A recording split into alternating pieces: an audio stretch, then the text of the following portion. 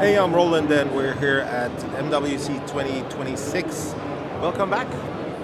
Long time no see on this channel, eh? So we're looking at the Nubia Flip 3, which is actually not really new because it launched in December in Japan and only on Y Mobile, so that's Yahoo Mobile Japan. It's a pretty cheap foldable device. It's a clamshell foldable smartphone. It has a 6.9-inch 1.5K outer or inner display. That's actually pretty good. It has a minor crease in the middle right there, as you can probably see. These are exhibition devices, so they've probably seen a lot of work on those hinges. Resolution is 2392, I think, pixels by 1080, so definitely decent. 120 hertz as well, so everything's pretty smooth.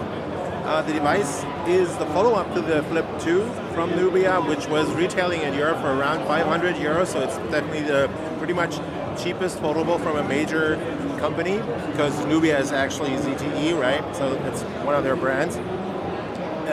This thing, 6.9 on the inside and 4.0 inches on the outside, so this is already pretty smudged up, but you can see this is an OLED panel as well, so it has cutouts for the cameras down here. One of them is a 50 megapixel main sensor.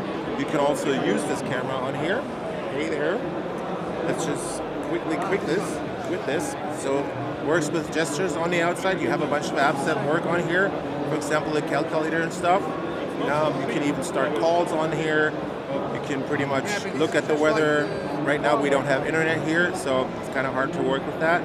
It's pretty interesting. You can see you can have your messages on here. I can even start typing up a message, which is going to be kind of funny with this super small display and my major thumbs. But overall, it feels pretty nice actually.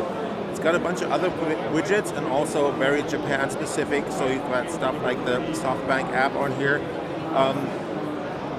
Other than that, the hardware is solidly mid-range, let's just say it that way, because it's based on a MediaTek Dimensity 7400X. That's an octa-core SoC, and I think it clocks that up to 2.5 gigahertz. It's only got 6 gigabytes of RAM and 128 gigabytes of storage, so that's pretty much where the low price comes from. But overall, build quality is really nice. I mean, this has a metal case, as you can see from the antenna cutouts up here. This is the gray version. There's also a model that is available in like silverish white.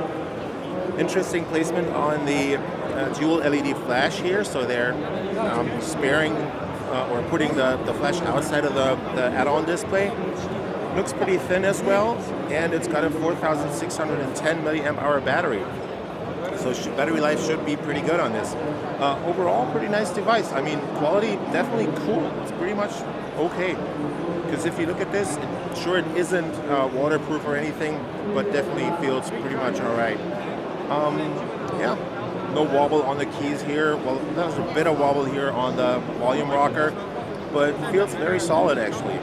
So you have a speaker down here, you have a speaker up here, cameras on the back, and that's pretty much it. There's no dedicated button for AI or anything. So yeah, overall solid, basic, mid-range experience on the Nubia Flip 3 here. Let's have a look at the camera.